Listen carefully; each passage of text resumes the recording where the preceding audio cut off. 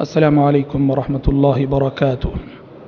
إن الحمد لله نحمده ونستعينه ونستغفره ونعوذ بالله من شرور أنفسنا ومن سيئات أعمالنا. من يهده الله فلا مضل له ومن يضلل فلا هادي له، وأشهد أن لا إله إلا الله وحده لا شريك له، وأشهد أن محمدا عبده ورسوله. يا أيها الذين آمنوا اتقوا الله حق تقاته ولا تموتن إلا وأنتم مسلمون.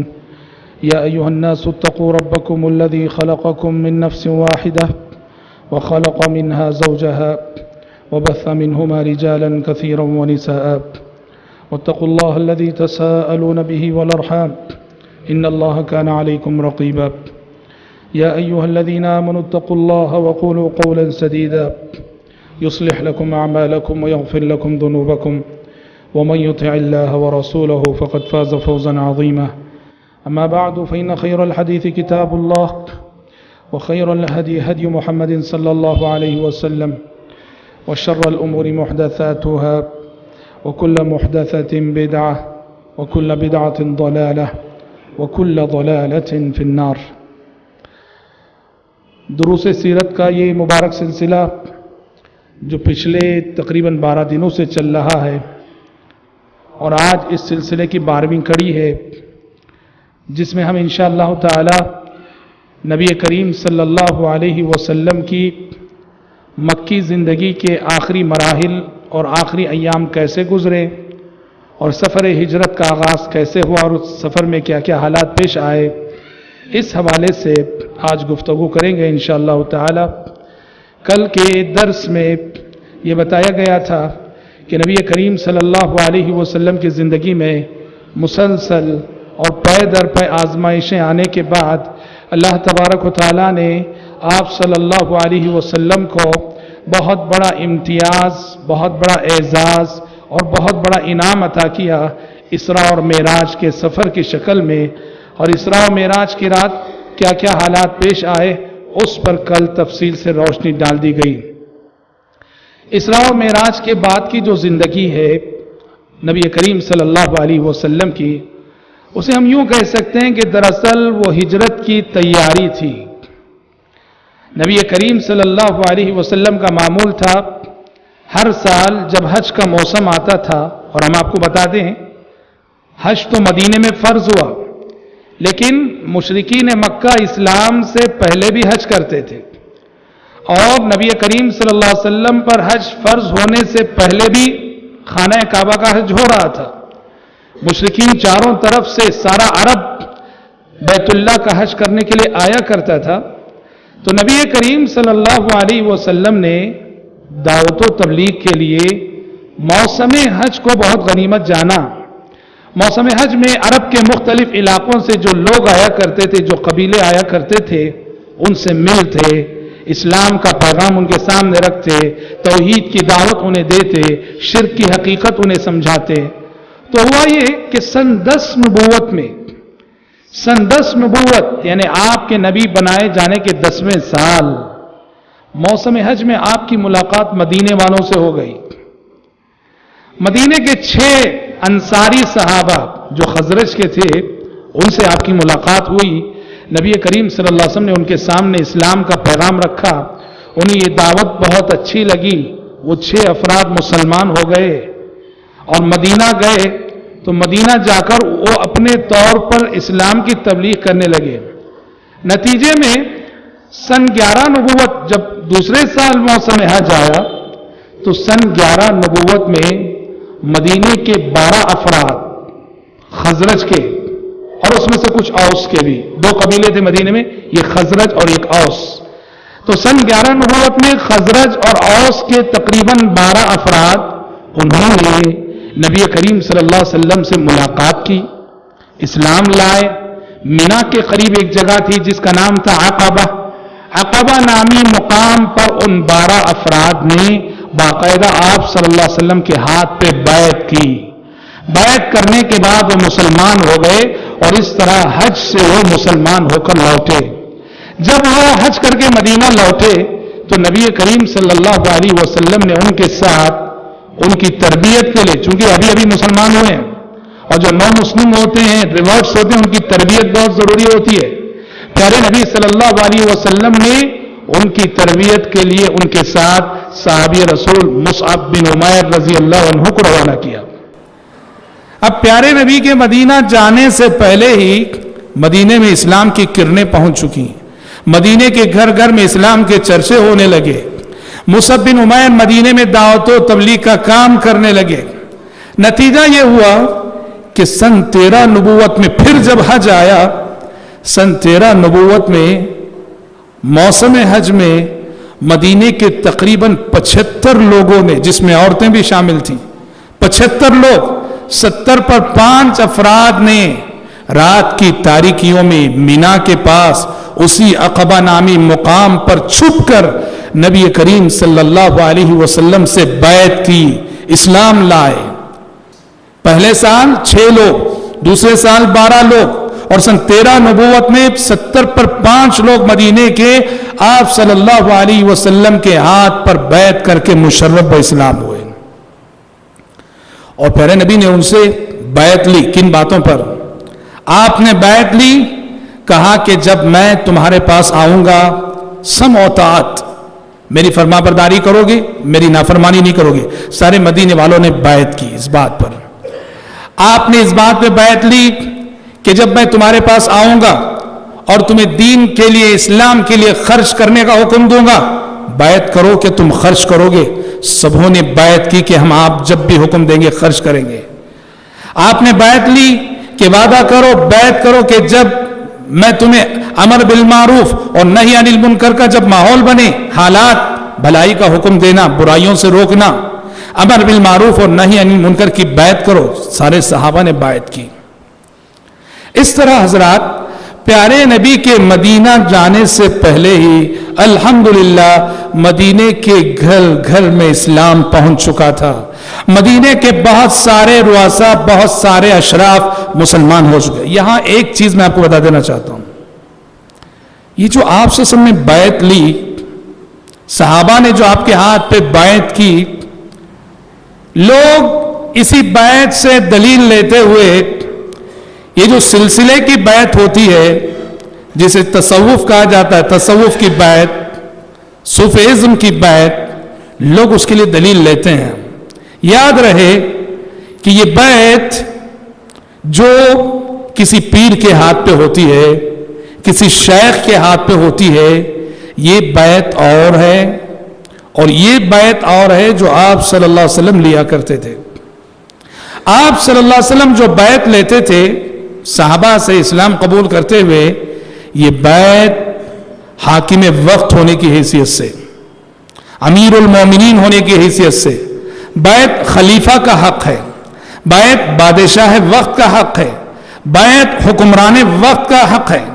جو بھی مسلمانوں کا خلیفہ، بادشاہ، حکمران ہوتا ہے، اس کا حق ہے کہ اس پہ بیعت کی جائے۔ اور چنانچہ آپ دیکھتے ہیں بادشاہوں کے ہاتھ پہ آج بھی بیعت ہوتی ہے۔ یہی وجہ ہے کہ آپ دیکھیں گے مکے میں پیارے نبی صلی اللہ علیہ وسلم بیعت نہیں لیتے تھے۔ مکے میں جو لوگ اسلام لاتے تھے، مکے میں اسلام لانے والوں سے پیارے نبی بیعت نہیں لیتے تھے، بلکہ پیارے نبی صلی اللہ علیہ وسلم نے بیعت مدینے میں شروع کی۔ مدینے میں جو بھی اسلام لاتا اس سے بیعت لیتے، مکے میں نہیں لے۔ کیوں؟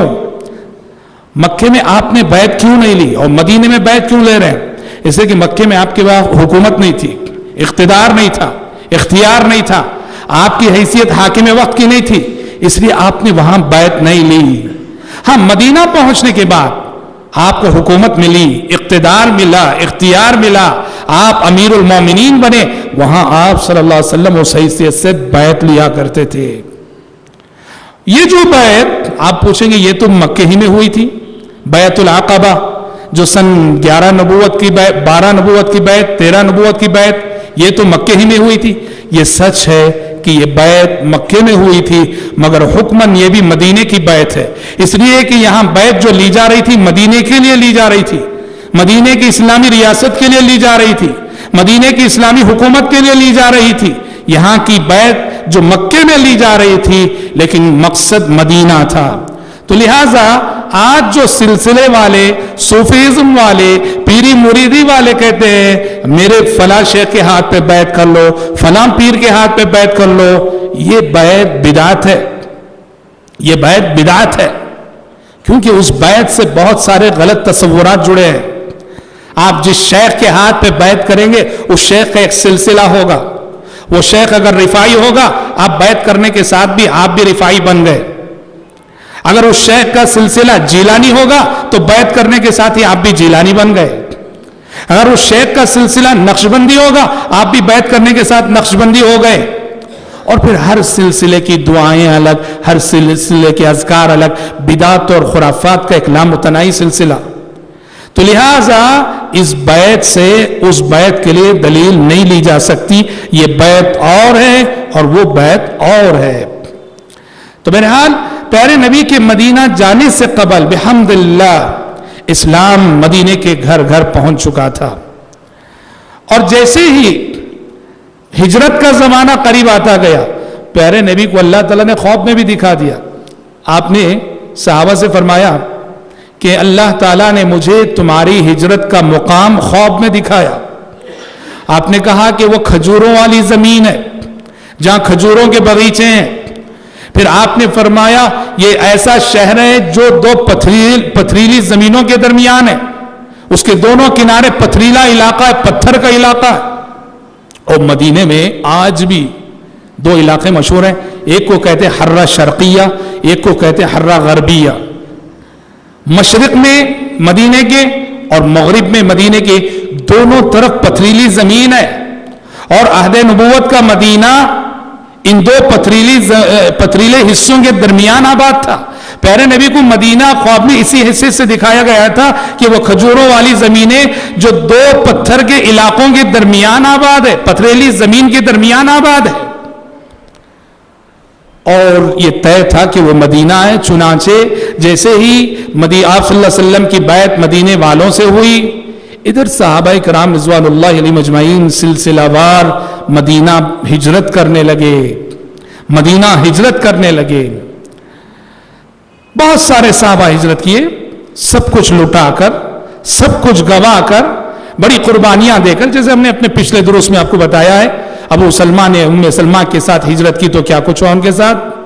صہیب رومی رضی اللہ عنہ ہجرت کرنے کے لیے نکلے مدینے سے، مکہ جب آئے تھے صہیب بہت غریب تھے، بہت نادار تھے، بہت کنگال تھے، مکے میں انہوں نے بہت کچھ محنت کر کے کمایا تھا۔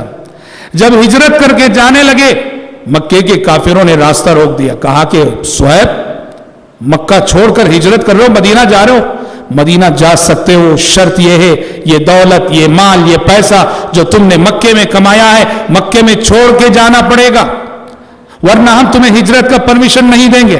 صہیب رومی رضی اللہ عنہ نے سب کچھ لٹا کر، سب کچھ لٹا کر، سب کچھ قربان کر کے، سب کچھ گوا کر خالی ہاتھ مدینہ پہنچے، خالی ہاتھ مدینہ پہنچے۔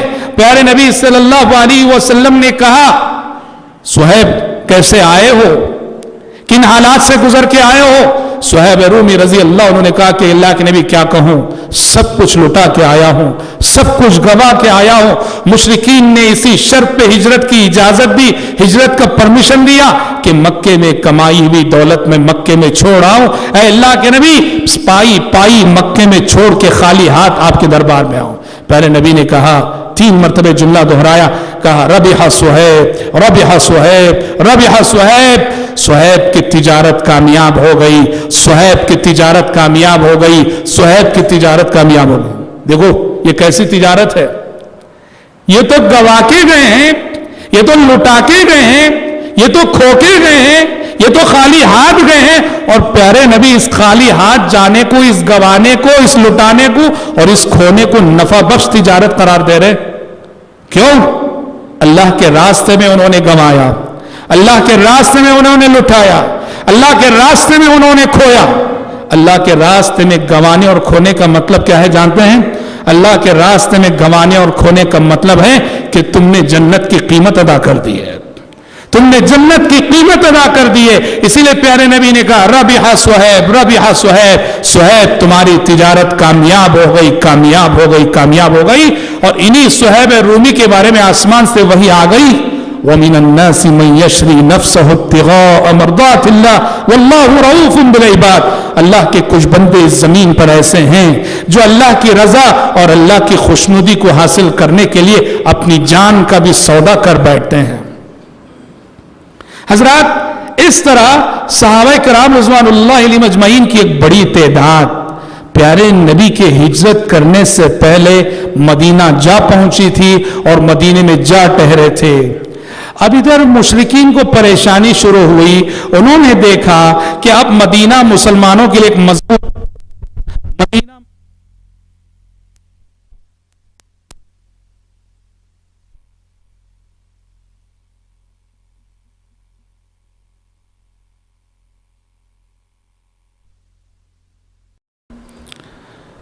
تو اس طرح مشرکین مکہ نے جب دیکھا کہ مسلمان مدینے میں پناہ لے رہے ہیں تو انہیں یہ اندیشہ لاحق ہوا کہ مسلمان مدینے میں مضبوط ہو جائیں گے, اور انہیں یہ فکر دامن گیر ہوئی کہ اگر نبی کریم صلی اللہ علیہ وسلم مکے سے نکل کر مدینہ چلے جائیں گے تو پھر آپ کے قافلے کو روکنا ہمارے بس میں نہیں رہے گا.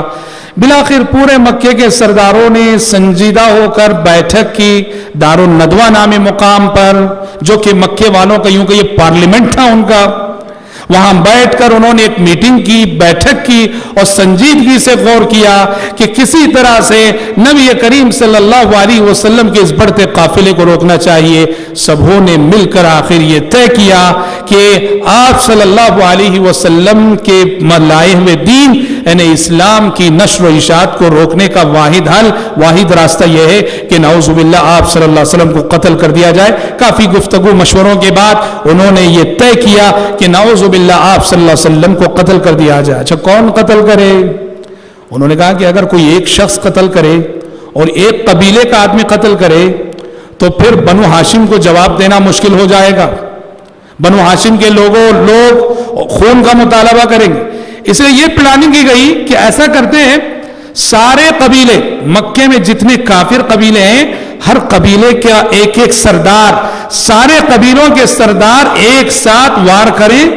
اس طرح کے محمد کا خون سارے قبیلوں میں بٹ جائے اور بنو ہاشم کسی ایک قبیلے کو الزام نہ دے سکے. جب قاتل کئی قبیلے کے لوگ ہوں گے تو وہ کئی قبیلوں کا مقابلہ بنو ہاشم کے لوگ نہیں کر سکیں گے. چنانچہ نعوذ باللہ ثم نعوذ باللہ اس برے ارادے کو لے کر مشرکین مکہ آپ صلی اللہ علیہ وسلم کے گھر کو انہوں نے چاروں طرف سے گھیر لیا. رات کا وقت تھا اور اس سے قبل آسمان سے آنے والی وحی نے آپ صلی اللہ علیہ وسلم کو حالات سے آگاہ کر دیا تھا, مشرکین کی پلاننگ سے واقف کر دیا تھا, آپ کو ہجرت کا پرمیشن دے دیا گیا تھا.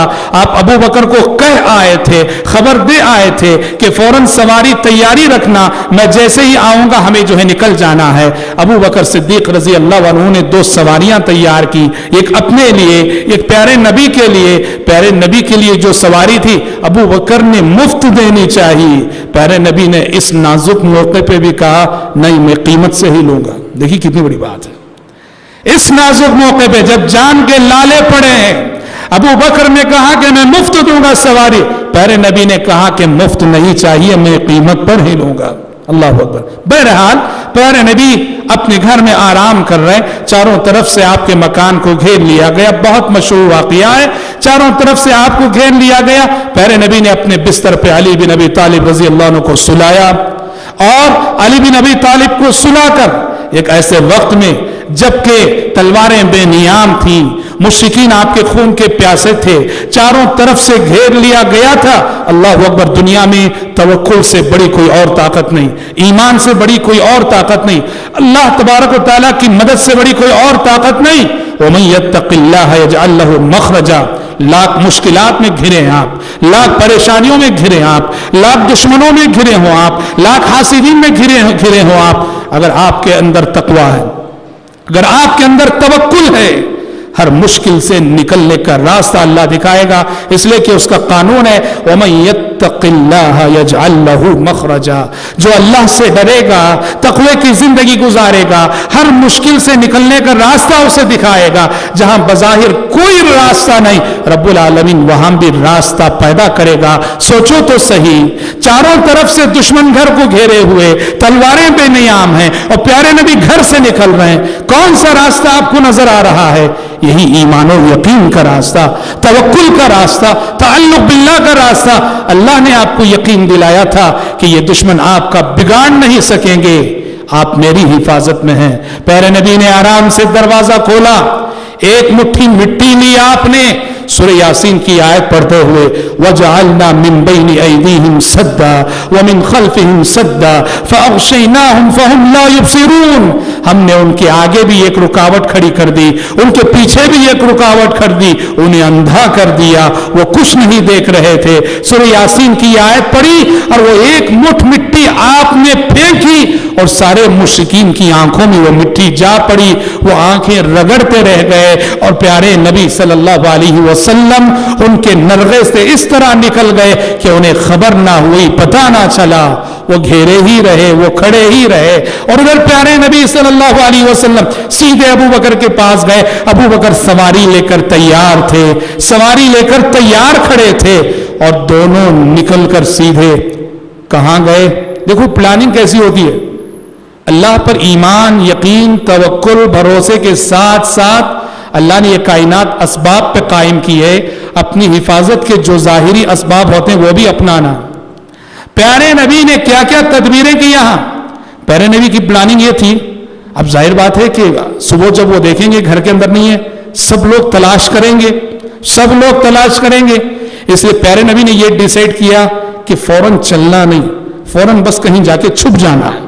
3 دن آپ نے طے کیا کہ 3 دن چھپ جائیں گے، اس لیے کہ لوگ پہلا دن، دوسرا دن، 3 دن خوب تلاش کریں گے، اگر ہم چلتے رہیں گے تو کسی نہ کسی راستے پہ ہم دیکھ لیے جائیں گے۔ آپ نے طے کیا کہ چھپ جانا ہے، چلنا نہیں ہے۔ اچھا، چھپنے کے لیے بھی کس جگہ کا انتخاب کیا؟ اب پورے مکے والوں کو معلوم کہ نبی کریم صلی اللہ علیہ وسلم نکل کے جائیں گے تو کہاں جائیں گے؟ مدینہ جائیں، سب جانتے ہیں۔ تو تلاش کریں گے تو کہاں تلاش کریں گے؟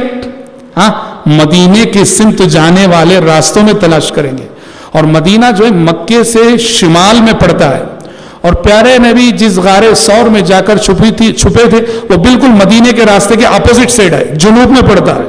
دیکھیے کیا پلاننگ ہے، پہلی تو ہے کہ چلنا نہیں ہے، چھپ جانا ہے 3 دن کے لیے، اور دوسرا یہ تلاش ہوگی مدینہ جانے والے راستوں میں، اس لیے ہمیں اس سمت ہی نہیں جانا ہے، اپوزٹ سمت۔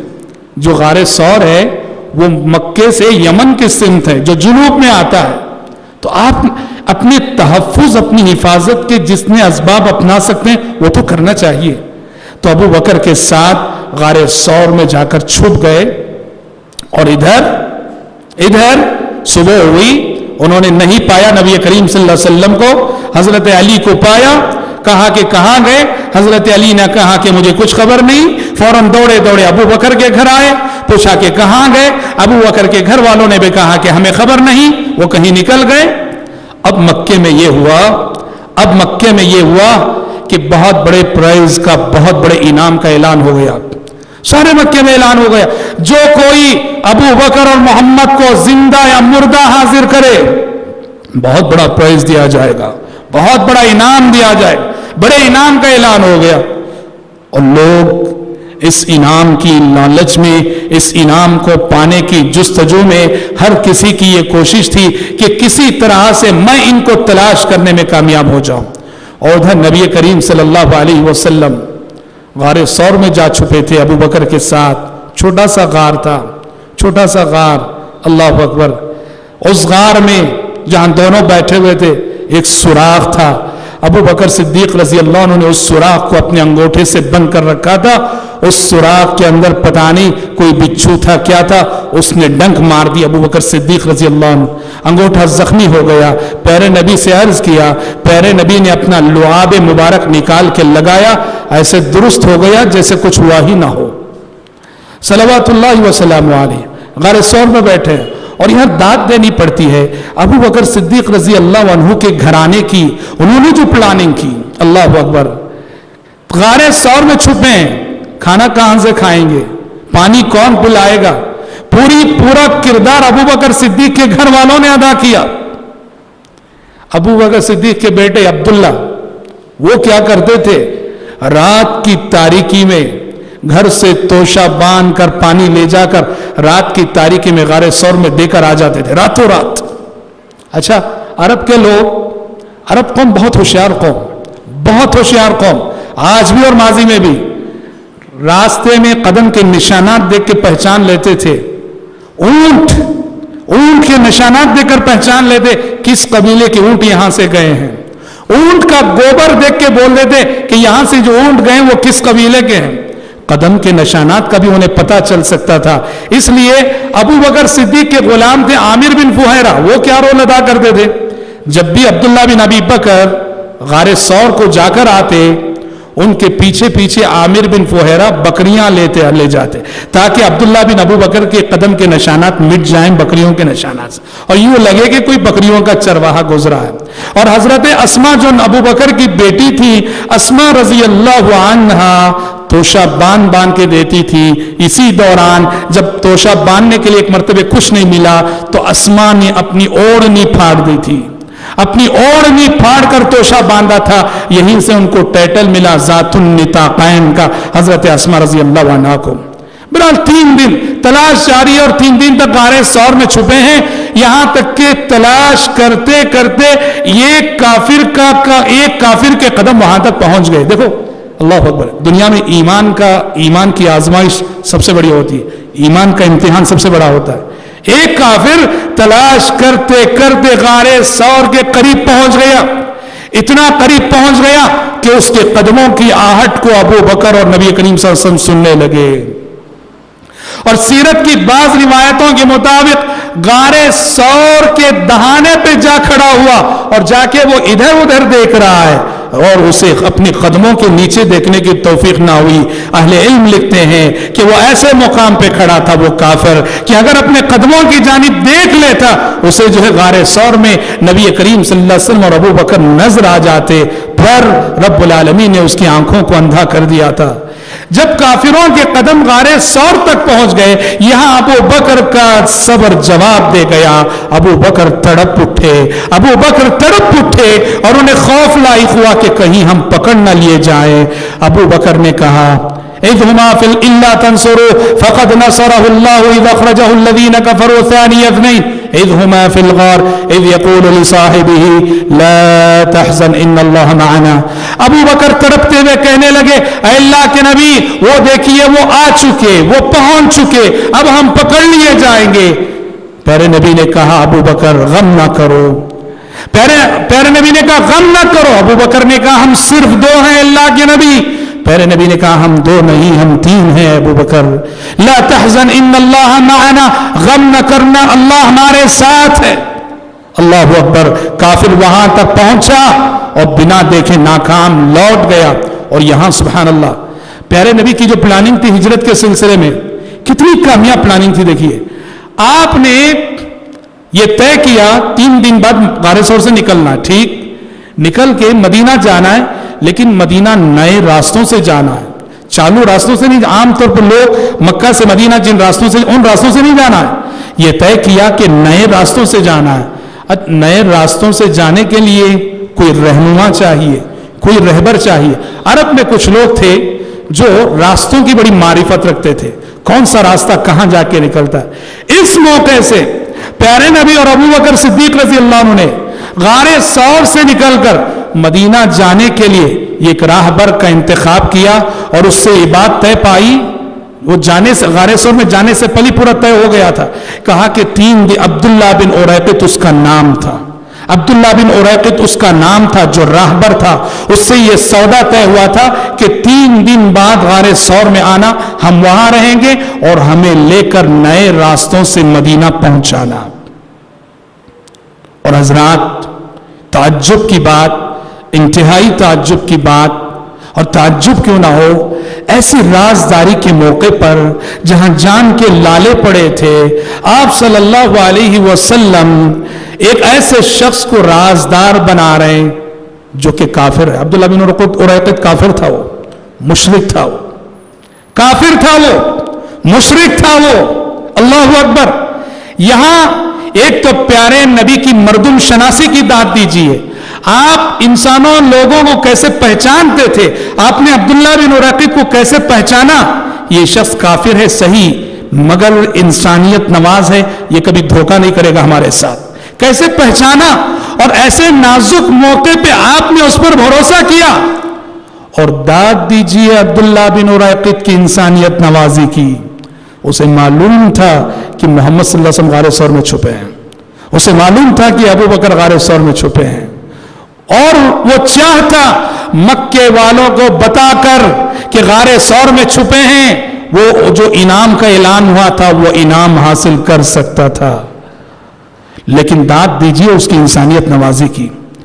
اس نے مکے والوں کے اس عظیم انعام کے مقابلے میں پیارے نبی اور ابو بکر کی حقیر سی اجرت کو ترجیح دی. اللہ اکبر. معمولی سی اجرت. ظاہر بات ہے جو انعام, جس انعام کا اناؤنس ہوا تھا, اعلان ہوا تھا, اس کے مقابلے میں ابو بکر صدیق رضی اللہ عنہ پیارے نبی کی اجرت کو حیثیت نہیں رکھتی تھی. لیکن اللہ اکبر, کہنا یہ ہے پیارے نبی نے کتنا انصاف کیا, سبوں کے ساتھ انصاف کیا.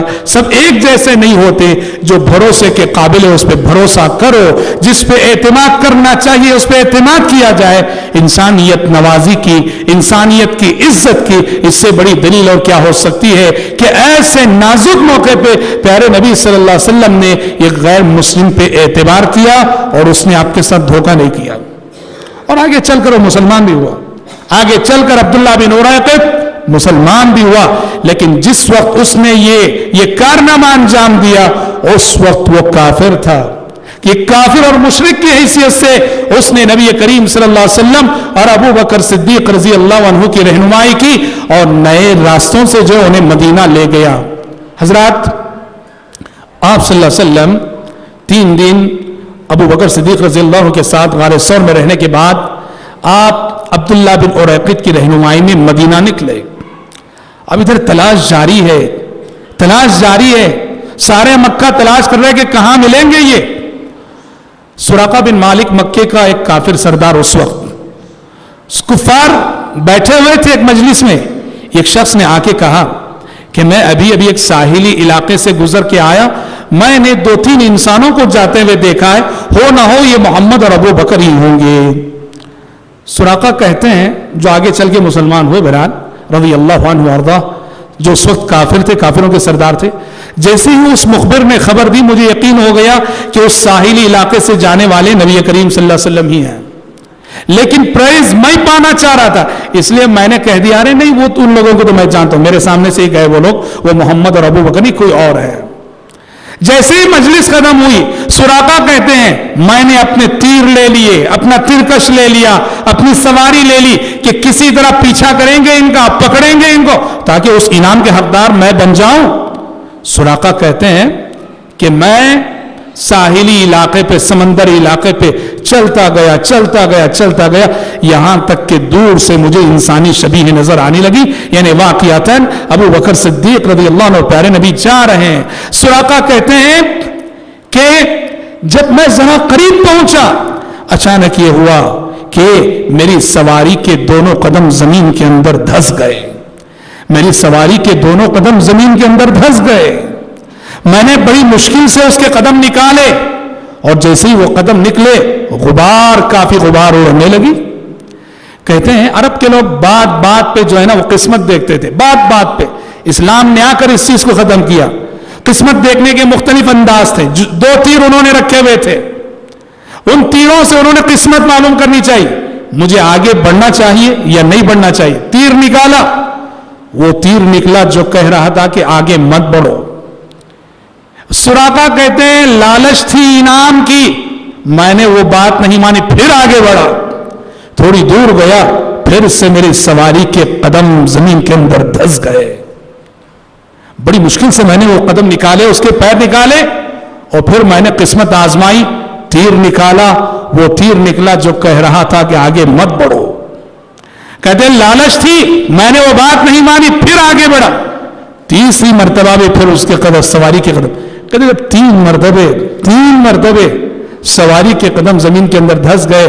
وہ کہتے ہیں مجھے اس وقت یقین ہو گیا کہ اب محمد صلی اللہ علیہ وسلم غالب آ کر رہیں گے, آپ کے بڑھتے قافلے کو کوئی روک نہیں سکتا. کہتے میں اتنا قریب پہنچا کہ پیارے نبی چلتے چلتے جو قرآن پڑھ رہے تھے, تلاوت قرآن کی آواز آ رہی تھی, میں نے آواز دی, آواز دے کے رکایا ابو بکر صدیق رضی اللہ عنہ نبی کریم صلی اللہ علیہ وسلم کو, اور جا کے میں نے معذرت کی جو پیچھا کیا, اور میں نے کہا کہ اے اللہ کے نبی مجھے امن نامہ لکھ کے دے دے. انہیں یقین ہو گیا کہ اب آپ غالب آ کر رہیں گے, آپ کا دین غالب آ کر رہے گا. کہا کہ آپ مجھے امان نامہ لکھ کے دے دیجئے. امان نامہ پیارے نبی صلی اللہ علیہ وسلم کے حکم سے وہ لکھ کر انہیں چمڑے میں لکھ کر دے دیا گیا. امان نامہ, کیا امان نامہ؟ کہ انہیں کوئی نقصان نہ پہنچائے. کل جب اسلام غالب آ جائے, اسلام پھیل جائے, تو سراقہ کو کوئی نقصان نہ پہنچائے. ایک امان نامہ آپ نے لکھوا کے دے دیا. اور پیارے نبی نے اس وقت سراقہ سے فرمایا تھا, سراقہ اس وقت کیا عالم ہوگا, سراقہ اس وقت کیا عالم ہوگا جب تمہارے ہاتھ میں کسرا کے کنگن ہوں گے. کسرا جو ایران کے بادشاہ کا لقب, یعنی پیارے نبی ہجرت کر رہے ہیں, اللہ اکبر, ہجرت کر رہے ہیں, کیسی بے کسی کا عالم ہے, اور روشن مستقبل کی پیشن گوئی بھی فرما رہے ہیں کہ مسلمان روم کو فتح کرنے والے, ایران کو فتح کرنے والے, اور روم کے بادشاہ قیصر, ایران کے بادشاہ کسرا کے خزانے مسلمانوں کے قدموں پہ آ کے گرنے والے ہیں. اور پیارے نبی نے سراقہ سے کہا, سراقہ تمہاری زندگی میں وہ دن بہت جلد آنے والا ہے جب کسرا بادشاہ کے کنگن تمہارے ہاتھ میں ہوں گے. اور یہ پیشن گوئی عمر بن خطاب رضی اللہ عنہ کے دور میں پوری ہوئی. عمر بن خطاب رضی اللہ عنہ نے ایران کو فتح کیا, کسرا بادشاہ کے خزانے دارالخلافہ آئے, عمر بن خطاب نے سراقہ کو بلایا جو اس وقت مسلمان ہو چکے تھے, اور سراقہ کو کسرا بادشاہ کے کنگن پہنائے اور آنکھوں سے آنسو نکل گئے. کہا کہ سراقہ یہ وہ پیشن گوئی ہے جو پیارے نبی نے سفر ہجرت میں فرمائی تھی کہ اس وقت کیا عالم ہوگا جب تمہارے ہاتھ میں بادشاہ کسرا کے کنگن ہو گئے. حضرات, پیارے نبی سفر ہجرت میں آگے بڑھے, راستے سے گزر رہے تھے. ابو بکر صدیق رضی اللہ عنہ راستے میں چلتے ہوئے کبھی پیارے نبی کے آگے جا رہے ہیں, پھر تھوڑی دیر بعد پیچھے آتے ہیں, پیارے نبی کے پیچھے چل رہے ہیں. پیارے نبی کو بہت عجب لگا. آپ نے پوچھا ابو بکر کیا بات ہے, اتنے پریشان کیوں نظر آ رہے ہو, کبھی سیٹ سامنے چل رہے ہو, کبھی پیچھے آ رہے ہو. ابو بکر نے کہا اے اللہ کے نبی, میرے دل میں خیال آتا ہے کہ کہیں آپ کا کوئی دشمن آگے گھات میں نہ لگا ہو, انتظار میں نہ بیٹھا ہو. یہ خیال جب آتا ہے تو میں آپ کے آگے چلنے لگتا ہوں, لیکن جب آگے چلتے رہتا ہوں اچانک میرے دل میں خیال آتا ہے کہیں کوئی دشمن پیچھے سے حملہ نہ کر دے. یہ خیال جب آتا ہے تو میں پیچھے ہو جاتا ہوں تاکہ اگر کسی قسم کا خطرہ آئے تو سب سے پہلے مجھ پہ آئے, آپ کی جان محفوظ رہے. حضرات, ابو بکر صدیق کی اتنی بڑی منقبت ہے, اتنی بڑی فضیلت ہے. سفر ہجرت میں پیارے نبی کا ساتھ نبھانا, سفر ہجرت میں پیارے نبی کی رفاقت جو انہوں نے نبھائی, جو خطرات سے بھرا ہوا سفر تھا, اور جس جان نثاری کا ثبوت دیا اسی نے ابو بکر صدیق رضی اللہ عنہ کو اس مقام پہ فائز کیا تھا کہ پیارے نبی نے وفات سے پہلے کہا تھا, وفات سے پہلے فرمایا تھا کہ دنیا میں جس انسان نے میرے ساتھ احسان کیا, سب کے احسانات کا بدلہ میں دنیا میں چکا ہوں. ایک ابو بکر ہے کہ جس کے احسانات کا بدلہ میں پوری طرح دنیا میں نہیں چکا سکا ہوں, رضی اللہ عنہ وارضاہ. راستے میں یہ ہوا, مدینے کی سمت بڑے چلے جا رہے ہیں. راستے میں کچھ مشرکین جو بزنس کے لیے گئے ہوئے تھے, اور انہیں مکے کے حالات کی خبر نہیں کہ مکے میں ان کی تلاش جاری ہے. راستے میں کچھ مشرکین کا گزر ہوا ابو بکر صدیق رضی اللہ عنہ سے. انہوں نے ابو بکر کو پہچان لیا, پیارے نبی کو پہچانا نہیں. سفر میں مسلسل غبار آلود ہونے کی وجہ سے وہ ابو بکر کو پہچان گئے مشرکین, پیارے نبی کو نہیں پہچانا. ابو بکر سے پوچھا کہ تمہارے ساتھ کون ہے یہ؟ ابو بکر نے توریے سے کام لیتے ہوئے کہا رجل یہدینی, ایک شخص جو مجھے راستہ دکھانے والے ہیں. کیا کہا ابو بکر نے؟ رجل یہدینی, میرے ساتھ ایک ایسی شخصیت ہے جو مجھے راستہ دکھاتی ہے. سننے والے مشرک یہ سمجھتے کہ سامنے آگے راستہ کیسے جانا ہے وہ راستہ دکھانے والا رہبر، جبکہ ابو بکر کی مراد وہ شخصیت جو مجھے جنت کا راستہ دکھانے والی. اسی کو توڑیا کہتے ہیں کہ آپ جھوٹ بھی نہ کہیں اور مقصد بھی آپ کا پورا ہو جائے. آپ ایک نیت لے کر بولیں اور سامنے والا جو ہے سامنے والے کو کنفیوز کرے. آپ یہ حدیثوں میں ان فی المعارض لمندوحۃ عن الکذب، جھوٹ سے بچنا ہو تو توریہ اس کا بہت بڑا ذریعہ ہے. تو بات بھی سچی تھی کہ اللہ کے نبی جنت کا راستہ دکھانے والے آدمی تھے اور سننے والا یہ سمجھتا کہ سامنے والا جو آگے کا جو راستہ ہے وہ راستہ دکھانے والا رہبر ہے. حضرات پیارے نبی صلی اللہ علیہ وسلم اس طرح مکے سے نکلے تھے بڑی بے بسی کے عالم میں. بہت دکھی تھے آپ، بہت غمزدہ تھے آپ. جب آپ مکے سے نکلے تھے بہت دور جانے کے بعد آپ نے مکے کی سمت رخ کر کے کہا تھا، شہر مکہ سے مخاطب ہو کے کہا تھا، اے شہر مکہ، اللہ جانتا ہے کہ تو روئے زمین کا سب سے پیارا شہر ہے، تو روئے زمین کا سب سے محبوب ترین شہر ہے میرے نزدیک. اگر میری قوم نے مجھے نہ نکالا ہوتا تو میں کبھی تجھے چھوڑ کے کہیں نہ جاتا، میں تجھے چھوڑ کے کہیں نہ جاتا. اس وقت سفر ہجرت میں یہ آیت نازل ہوئی، ان الذی فرض علیک القرآن لرادک الی معاد. اے پیغمبر، جس ذات نے آپ پہ قرآن مجید اتارا اس ذات کا وعدہ ہے کہ وہ ذات آپ کو ایک نہ ایک دن اسی شہر مکہ میں فاتحانہ شان سے لوٹانے والی ہے. اور یہ وعدہ سن 8 ہجری میں فتح مکہ کی شکل میں پورا ہوا، جیسا کہ ہم انشاءاللہ تعالی مدنی زندگی میں دیکھتے ہیں. آج اسی پر اپنی گفتگو کو ختم کرتے ہیں. یہاں مکی زندگی کا خاتمہ ہوتا ہے. کل کے ہمارے درس میں مدنی زندگی کا آغاز، آپ کیسے قبا پہنچے، مدینے میں آپ کا کیسا استقبال ہوا، اور مدینہ پہنچنے کے بعد 3 بڑے کام آپ نے فوراً کیے. 3 عظیم کام آپ نے مدینہ پہنچ کر فوراً کیے. وہ 3 عظیم کام کیا تھے وہ ساری باتیں انشاءاللہ ہم اپنے کل کے درس میں روشنی ڈالیں گے. دعا ہے رب العالمین سے اللہ تعالی ہم سب کو، آپ سب کو سیرت رسول کے سانچے میں ہماری اپنی عملی زندگی کو ڈھالنے کی توفیق عطا فرمائے. آمین. وآخر دعوانا ان الحمد للہ رب العالمین.